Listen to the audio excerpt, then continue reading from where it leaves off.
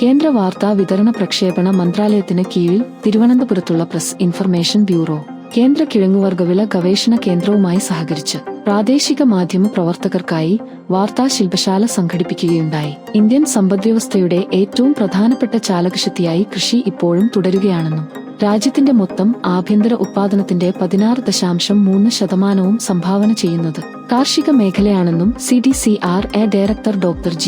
ബൈജു പറയുകയുണ്ടായി. കഴിഞ്ഞ സ്വാതന്ത്ര്യം കിട്ടിയ മുതൽ ഇന്ന് വരെ നമ്മൾ നോക്കിക്കഴിഞ്ഞാൽ വളരെ അഭൂതപൂർവമായ പുരോഗതി നേടിയ ഒരു രംഗമാണ് കാർഷിക മേഖല. നമുക്കെല്ലാം അറിയാം അല്ലെ? നിങ്ങൾക്ക് പ്രത്യേകിച്ച് അറിയാം.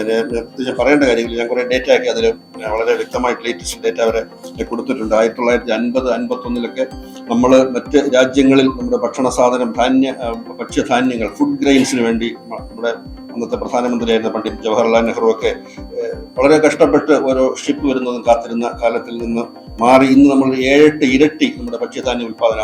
അന്നൊരു 50 മില്യൺ ടൺ ഒക്കെ ആയിരുന്നു. ഇന്ന് ഈ വർഷത്തെ 25-26 തേർഡ് അഡ്വാൻസ്ഡ് എസ്റ്റിമേറ്റ് കഴിഞ്ഞ 3-4 ദിവസം മുമ്പ് വന്നിട്ടുണ്ട്. അതിന്റെ കണക്കൊക്കെ അനുസരിച്ച് 376 മില്യൺ ടൺ, 50 മില്യൺ ടണ്ണിൽ നിന്ന് 376 മില്യൺ ടണ്ണിലേക്ക് എത്താനും അതേ സമയം നമ്മളുടെ കൃഷി ചെയ്യുന്ന മേഖല അല്ലെങ്കിൽ കൃഷി ചെയ്യുന്ന സ്ഥലത്തിന്റെ വിസ്തൃതിയിൽ വലിയ വ്യത്യാസം ഉണ്ടായിട്ടില്ല.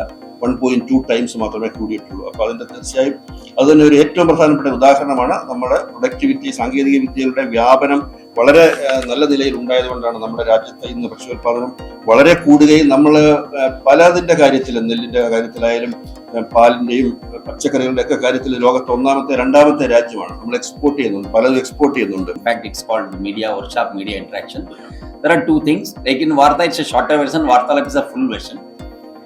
And see the type of interaction, the officers which we do, because most of the places when the senior level get to know about what's happening in and around and then development news, but this Varta makes we reach it's one of the outreach program. We reach the field and then we just discuss things.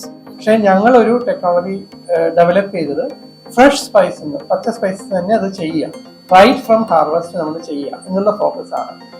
അതുകൊണ്ടുള്ള ഒരു advantage എന്താണെന്ന് വെച്ചാൽ ഈ dry spice എന്ന് പറയുമ്പം ഒരു ton dry spice വേണമെങ്കിൽ 10 ton അല്ലെങ്കിൽ ഒരു 7 ടണ്ണെങ്കിലും ഒരു ഫ്രഷ് സ്പൈസ് എടുക്കണം. അത്രയും മോയ്സ്ചറാണ്, 80-85% മോയ്സ്ചറാണ്. That shows the importance of CTCRA in the field of tropical tuber crops. Almost 50% varieties has come out from this institute, CTCRA.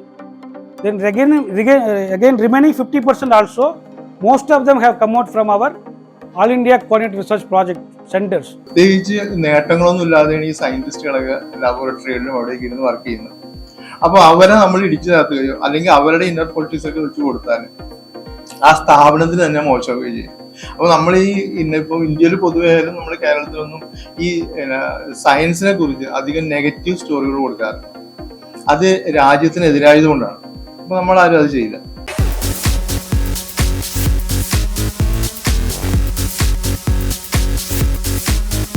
ഇതാണ് പഞ്ചഗവ്യ വിളക്ക്. പശുവിന്റെ ഗോമൂത്രം, ചാണകം, നെയ്യ്, പാല്, തൈര് എന്നിവ കൊണ്ട് ചേർത്ത് നിർമ്മിച്ച വിളക്കാണ് പഞ്ചഗവ്യ വിളക്ക്. ഒരു ഗണപതി ഹോമം ചെയ്യുന്നതിന് തുല്യമാണ് ഈ പഞ്ചഗവ്യ വിളക്ക് വീടുകളിൽ കത്തിച്ചു വെച്ചാലുള്ള ഗുണം. ഐശ്വര്യവും സമ്പദ് സമൃദ്ധിയും വീടുകളിൽ വന്നു ചേരുന്നതാണ്. നിങ്ങൾക്ക് ആവശ്യമായ പഞ്ചഗവ്യ വിളക്കും പഞ്ചഗവ്യ ധൂപത്തിരിയും ഓർഡർ ചെയ്യാവുന്നതാണ്. യാതൊരുവിധ കെമിക്കലുകളും ചേരാത്ത കർപ്പൂരം വാഗമൺ സ്പേസിൽ ഇവിടെ ലഭ്യമാണ്.